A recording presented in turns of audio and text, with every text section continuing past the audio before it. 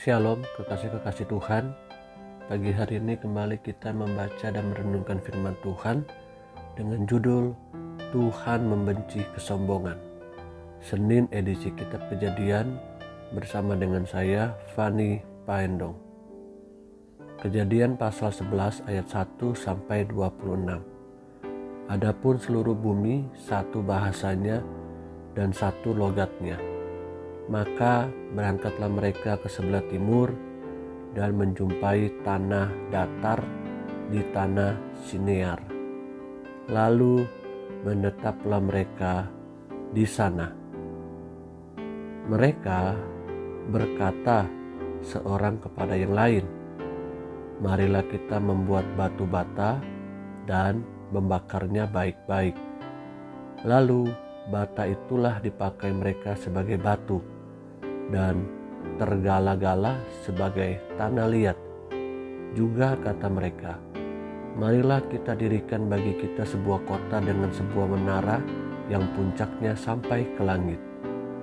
Dan marilah kita cari nama, supaya kita jangan terserak ke seluruh bumi."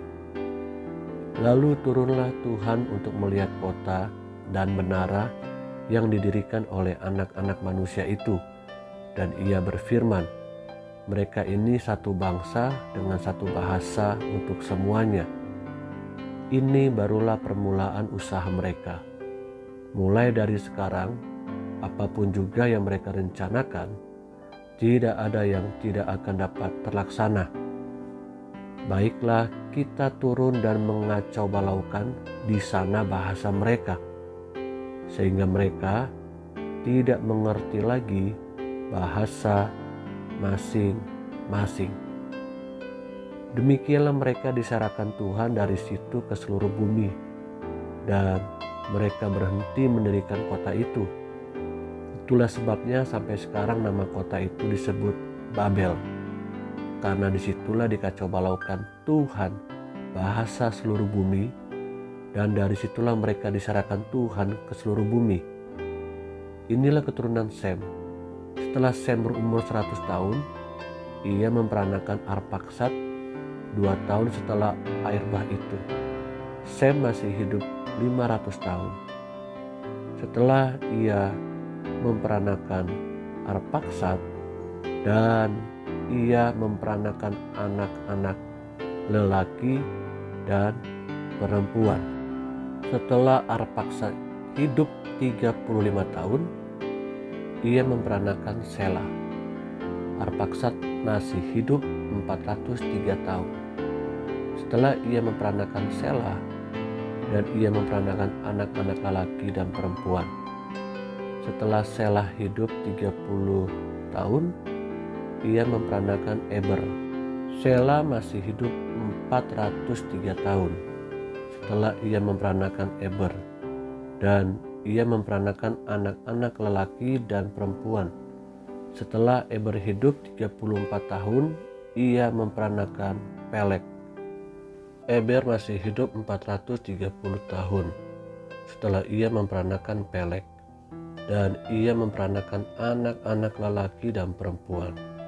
Setelah Pelek hidup 30 tahun, ia memperanakan Rehu. Pelek masih hidup 209 tahun setelah ia memperanakan Rehu, dan ia memperanakan anak-anak lelaki dan perempuan. Setelah Rehu hidup 32 tahun, ia memperanakan Serug.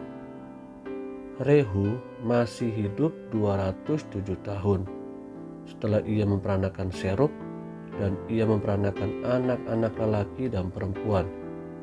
Setelah Serug hidup 30 tahun, ia memperanakan Nahor. Serug masih hidup 200 tahun. Setelah ia memperanakan Nahor, ia memperanakan anak-anak lelaki dan perempuan. Setelah Nahor hidup 29 tahun, ia memperanakan Terah. Nahor masih hidup 119 tahun setelah ia memperanakan Terah, dan ia memperanakan anak-anak lelaki dan perempuan. Setelah Tera hidup 70 tahun, ia memperanakan Abram, Nahor, dan Haran. Kekasih-kekasih yang Tuhan Yesus rindukan, di awal renungan tadi kita sudah mendengar dan sudah membaca baik-baik peristiwa Menara Babel adalah awal daripada kehancuran komunikasi manusia dengan sesamanya. Karena dari situlah mereka sepakat untuk mencari popularitas dengan mendirikan bangunan menuju ke puncak langit.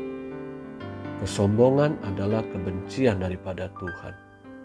Baiklah kita merendahkan hati dan berserah hanya kepada Tuhan. Amin.